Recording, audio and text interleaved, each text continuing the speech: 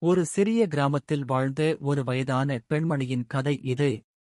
தன் வாழ்க்கையில் பல கஷ்டங்களை சந்தித்த போதிலும் அவள் எப்போதும் மகிழ்ச்சியாகவும் நேர்மறையான எண்ணங்களுடனும் வாழ்ந்தாள். இதனால் கிராம மக்கள் அவளை மிகவும் நேசித்தார்கள். ஒரு நாள் ராதா என்ற இளம்பெண் தன் கணவன் நகரத்திற்கு வேலை தேடிச் சென்றுவிட்டு பணம் அனுப்பாததால் கவலையுடனும் எதிர்மறை எண்ணங்களுடனும் அவளிடம் வந்தாள். அந்த வயதான பெண்மணி அவளிடம் நல்ல விஷயங்களைப் பற்றி சிந்தித்தால் நல்ல விஷயங்கள் நடக்கும் என்று அறிவுரை கூறினாள். இதை நிரூபிக்க அவள் ஒரு ஏழை மனிதனின் கதையைச் சொன்னாள்.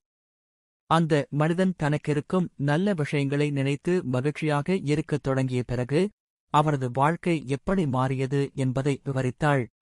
அந்த மாற்றத்திற்கு எந்த மந்திரமும் காரணம் அல்ல, அவரது எண்ணங்கள்தான் காரணம் என்று அந்த வயதான பெண்மணி விளக்கினாள். ஒவ்வொரு நாளும் காலையில் எழுந்து இது ஒரு நல்ல நாள் என்று சொல்லிக் கொண்டால் அது அவளுக்கு நம்பிக்கையுடன் செயல்பட வலிமை தரும் என்று ராதாவிடம் கூறினாள்.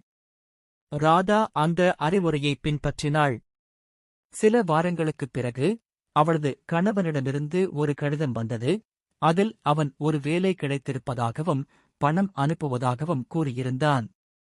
ராதா மகிழ்ச்சியுடன் இந்த செய்தியை அந்த வயதான பெண்மணியிடம் தெரிவித்தாள்.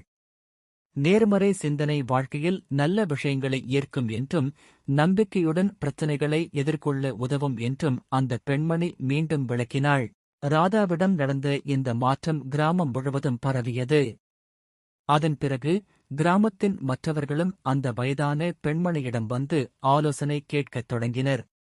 அவர்களுக்கும் அந்த பெண்மணி அதே அறிவுரையை கொடுத்தாள். நல்லதை நினைத்தால் நல்லதே நடக்கும் என்று நேர்மறை சிந்தனையின் வலிமையை அவர்களுக்கு கற்றுக் கொடுத்தாள்.